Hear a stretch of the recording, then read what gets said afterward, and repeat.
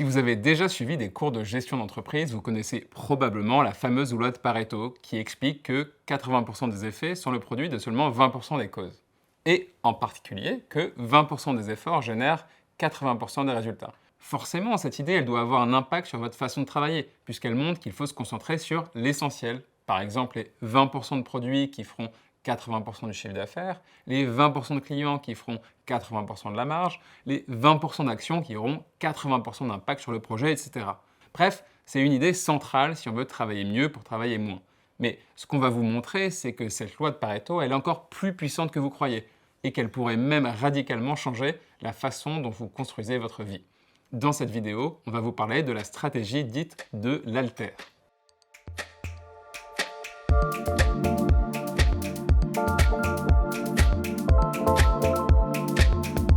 Avant de commencer, je vais d'abord bien réexpliquer ce qu'est la loi de Pareto. Elle tient son nom d'un économiste italien, Vilfredo Pareto, qui a découvert à la fin du 19e qu'en Angleterre, 20% des propriétaires possédaient 80% des richesses. Mais ce qui l'a vraiment fasciné, c'est de découvrir que cette répartition était vérifiée avec des proportions quasi similaires dans plein d'autres pays. Par exemple la Russie, la France, la Suisse ou l'Italie.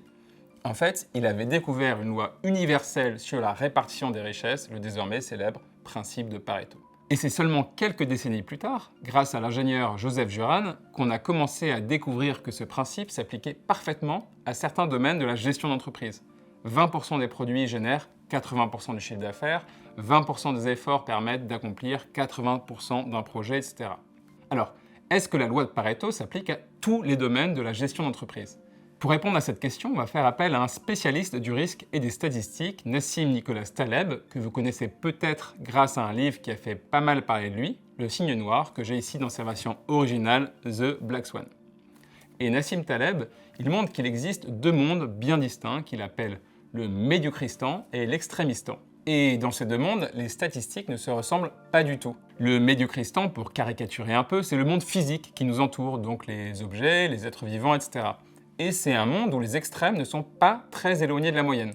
Par exemple, si vous prenez les poids des êtres humains, les valeurs extrêmes ne sont pas très élevées. Il y a certes quelques rares personnes qui vont peser plusieurs centaines de kilos, mais ça ne va pas changer grand-chose à la moyenne mondiale du poids des êtres humains, qui doit certainement tourner autour de 70 ou 80 kilos. Même chose, si vous prenez la taille des arbres d'une forêt, il y a certes quelques arbres très grands, mais ils ne sont pas beaucoup plus grands que la moyenne. Mais ce que Nassim Taleb nous explique, c'est qu'on vit en réalité aujourd'hui surtout dans l'extrémistan, un monde où les extrêmes sont très éloignés de la moyenne. On peut penser par exemple à la distribution des richesses, où quelques milliardaires sont beaucoup plus riches que l'immense majorité de la population. On peut aussi évoquer les ventes de livres, où certains écrivains vendent beaucoup plus de livres que les autres. Même chose pour la taille des villes. New York est vraiment plus grande que l'immense majorité des villes américaines, etc. Et vous l'avez peut-être déjà compris, la loi de Pareto, elle ne s'applique que dans l'extrémistan. Pour reprendre les exemples que je viens de mentionner, environ 20% de la population possède 80% des richesses, 20% des auteurs génèrent 80% des ventes de livres, 20% des villes représentent 80% de la population urbaine mondiale, etc. En revanche, la loi de Pareto ne s'applique pas vraiment dans le médiocristan. Il n'y a pas 20% des gens qui représentent 80% du poids de l'ensemble de la population. Il n'y a pas 20% des arbres qui représentent 80% du bois de l'ensemble de la forêt. Alors, dans le monde de l'entreprise, quels sont les domaines qui relèvent de l'extrémistan, où vous pouvez appliquer la loi de Pareto, et quels sont les domaines qui relèvent du médiocristan, où vous ne pouvez pas vraiment appliquer la loi de Pareto? Alors c'est assez simple, plus le domaine s'éloigne du monde physique, plus on est dans l'extrémistan. Par exemple, si vous travaillez dans une entreprise qui fait du B2B, c'est-à-dire que vous vendez des produits à des entreprises, vous vous adressez à des personnes dites morales, non physiques. Et comme il n'y a pas vraiment de limite à la taille d'une entreprise, vous êtes dans l'extrémistan. 20% de vos clients représentent probablement 80% de votre chiffre d'affaires. C'est donc sur ces entreprises-là qu'il faut concentrer vos efforts. En revanche, si vous travaillez dans une entreprise qui fait du B2C, vous vous adressez directement aux consommateurs et donc à des personnes physiques. Et donc vous vous retrouvez plutôt dans le médiocristan. L'application de la loi de Pareto y a donc beaucoup moins de sens. C'est très peu probable que 20% de vos clients représentent 80% de votre chiffre d'affaires. Par exemple, dans mon entreprise, où on vend des vêtements à des gens, des personnes physiques, il y a une limite au nombre de vêtements qu'une seule personne a besoin d'acheter. Donc chez nous, les 20% des plus gros clients représente seulement 50% du chiffre d'affaires. On est très loin des 80%. Ça n'aurait donc pas beaucoup de sens de se concentrer juste sur ces 20% de clients et d'oublier tous les autres. Et on pourrait avoir des raisonnements similaires sur d'autres types d'entreprises en B2C. Chez Renault ou même Apple, il y a une limite physique au nombre d'ordinateurs ou téléphones qu'une personne a besoin d'acheter. C'est encore plus le cas si vous êtes dans une entreprise en contact avec le vrai monde physique, la nature, les arbres, les oiseaux. Vous êtes alors en plein médiocristan. Si vous êtes bûcheron et que vous devez couper des arbres, il n'y a bien sûr pas de loi de Pareto. Vous n'obtiendrez pas 80% du bois en coupant seulement 20% des arbres. Si vous êtes vigneron, vous n'aurez pas 80% du vin en récoltant seulement 20% des parcelles de vigne. Cela dit, comme notre monde est de plus en plus complexe, de plus en plus technologique, il s'éloigne de plus en plus des contraintes physiques et il y a de grandes chances que dans votre entreprise, vous deviez raisonner dans des situations d'extrémistan. Par exemple, dans le vieux monde industriel, où la force physique comptait encore, c'était assez peu probable que 20% des ouvriers fassent 80% du travail. Par contre, dans une start-up hyper technologique, c'est beaucoup plus probable que 20% des développeurs et développeuses écrivent 80% du code informatique. Autre exemple, avant la mondialisation, c'était peu probable que 20% des entreprises d'un domaine génèrent 80% du chiffre d'affaires mondial. Mais aujourd'hui, il existe de plus en plus d'entreprises mondialisées qui possèdent d'énormes parts de marché mondiales. Google ou Facebook pour le marché publicitaire, Airbnb ou Booking pour l'hôtellerie, Uber pour le transport, etc. Notre monde moderne ressemble donc de plus en plus à l'extrémistan.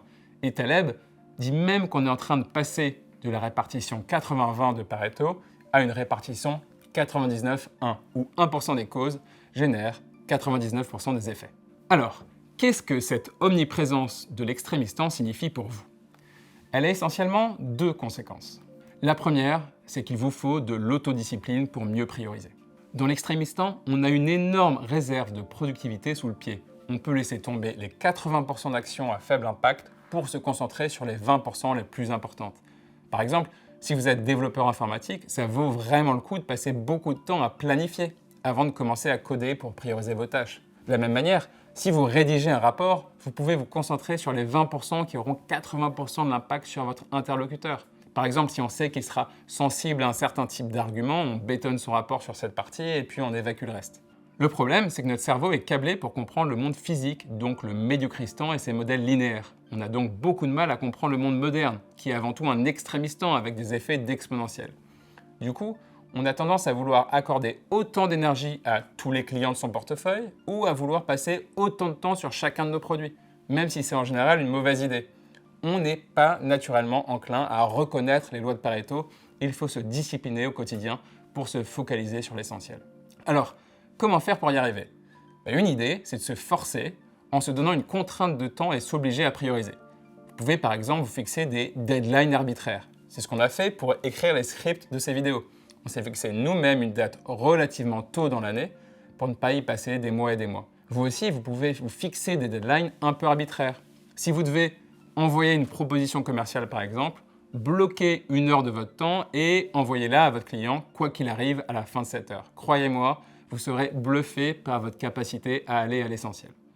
Et vous pouvez aussi vous mettre une forme de pression sociale qui va vous obliger à avancer et à prioriser. Par exemple, si vous avez une grosse présentation à faire, envoyez un email à votre boss en prévenant que vous allez la lui envoyer d'ici la fin de la semaine. Vous pouvez aussi vous mettre des échéances agréables. Par exemple, vous inscrire à des séances de sport à 18h pour vous forcer à sortir plus tôt du boulot et à bien prioriser. Et c'est pas parce qu'on se fixe des échéances un peu irréalistes qu'on ne peut pas faire de grandes choses. Quand Kennedy a annoncé en 62 que les Américains iraient sur la Lune avant la fin de la décennie, ça paraissait totalement dingue à tout le monde. Mais en fait, ça a permis de prioriser l'essentiel pour organiser la mission et atterrir sur la Lune en 69.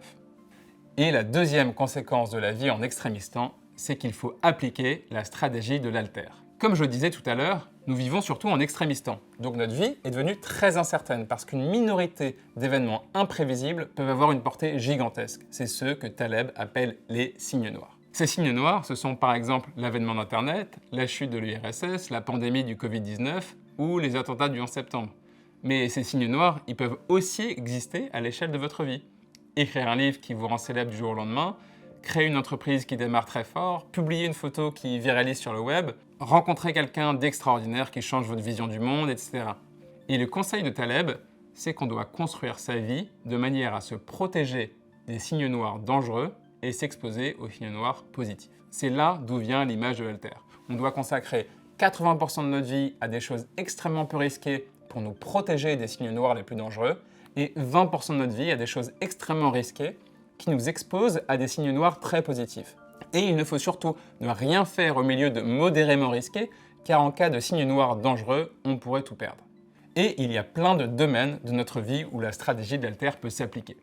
Je commence par le domaine des investissements. Alors, j'y connais pas grand-chose en finance, donc prenez pas mes conseils pour argent comptant. Je reprends ici l'exposé de Nassim Taleb.